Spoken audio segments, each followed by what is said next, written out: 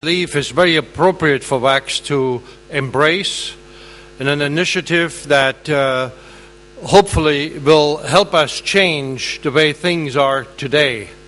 And I'm really very interested to see that all the men attend this session and the session that will follow this afternoon, because in many ways it's really directed to all of us. We are very pleased this morning to have with us Diana Wynn. Diana is the Senior Vice President for Corporate Affairs of Cracker Barrel. She's the past Women's Food Service Forum Chair. She's a board member of the National Restaurant Association, and as well as the Multicultural Food Service and Hospitality Alliance Board.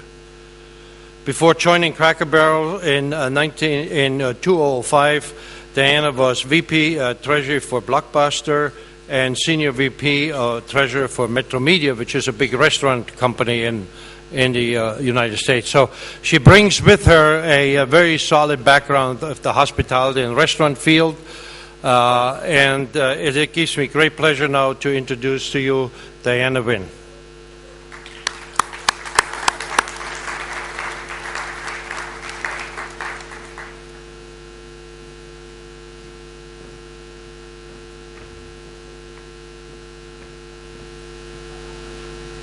Good morning. Okay. Good morning. I'm really thrilled to be here. I want to recognize Ferdinand and the entire leadership of this fine organization. And so, an unknown author penned these words: "Vision is the gift of seeing clearly what may be. Vision expands our horizons. The more we see, the more we can achieve. The grander our vision, the more glorious our accomplishment. The courage to follow our dreams is the first step toward destiny." I'm very pleased to be here this morning to address this incredible group. The World Association of Chefs Societies, a global network of 75 member nations, represented by each country's most prestigious chefs, all with the purpose of being the global authority on food. Wow, that is really indeed a mouthful, no pun intended. To be the authority is defined as a body of persons with a mastery in execution or performance. And as I look out into this incredible audience, it's truly amazing to see the breadth and the depth of the diversity represented by the persons assembled here today. Fully one third of the world's countries are represented here by new chefs, master chefs, chef owners, junior chefs, students. Just think about it, the sheer number of different customs, religions, languages, and cuisines. It's really unbelievable, and it is a remarkable sight for me to see. And at first glance, it would have seemed that a fully inclusive kitchen, a kitchen that includes everybody, would be the natural extension from all of this diversity, especially for women. After all, women are 49% of the world's population. 41% of culinary students today are women. At the CIA, the Culinary Institute of America, it's an all-time high. And in most homes around the world, cooking is generally seen as women's work. So how is it that the numbers in the kitchens that each of you represent tell such a different story? 89% of all executive chefs are men. 82% of all sous chefs are men. 66% of all line cooks are men. And 60% of management positions in the kitchen are held by men. The only place in the kitchen where women hold the highest percentage of positions is in the pastry department, where 77% of pastry chefs are women and 84% of the cooks that report to them are women. Male executive chefs also have a higher median salary than women. 52,000 versus 45,000 for female chefs. Vision is the gift of seeing clearly what may be. Vision expands our horizons. And again, I want to commend the leadership of your fine organization for having the vision to recognize that there is a disparity between men chefs and women chefs.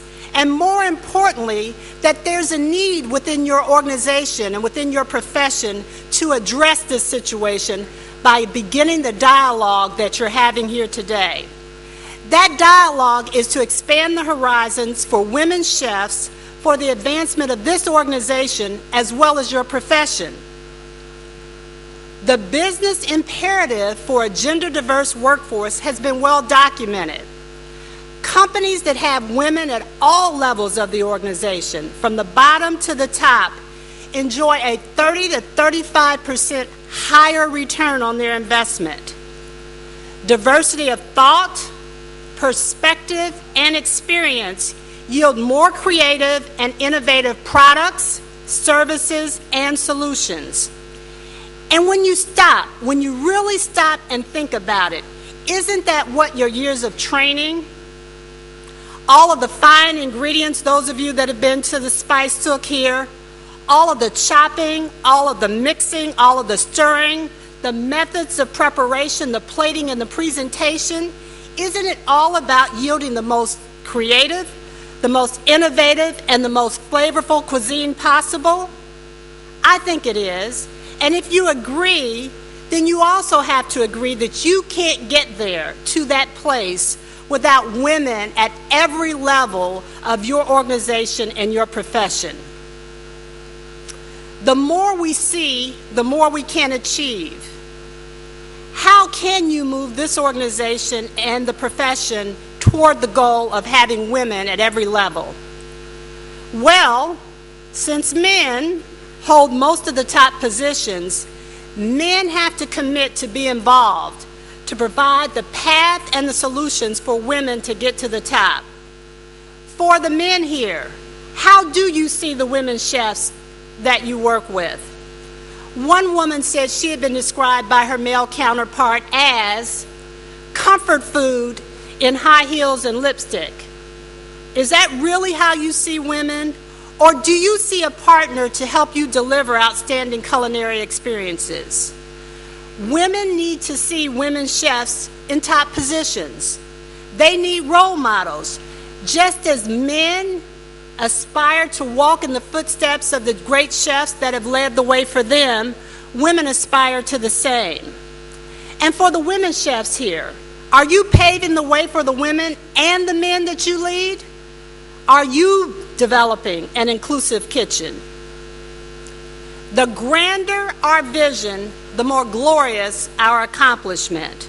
Between 1990 and today, Sheikh Mohammed has led Dubai from what most people would say was relative unknownness to the unbelievable paradise that we see here today. But his leadership did not stop just with what our eyes can see. He focused on all citizens here in Dubai, the affluent and the less affluent. He focused on everyone, such that men and women, rich and poor, were included in this nation's astonishing transformation. And with 25% of the world's cranes in use here in Dubai, eyes truly have not seen, nor ears heard, the glorious accomplishments that still lie ahead for this wonderful nation. In 1995, the restaurant company that I worked for signed a development agreement here in UAE. However, the agreement provided a provision that said no woman could be sent to the UAE to represent the company. Just think about that. No woman, despite her position, could represent our company. Yet here I stand today representing the food service and hospitality industry and my company, Cracker Barrel Country Store. Indeed, the grander our vision, the more glorious our accomplishment. And just imagine what's possible. Just stop and think about it. For this profession, if women are fully engaged, as you look around this desert oasis, who would have believed what was happening. Who would have believed the tallest building in the world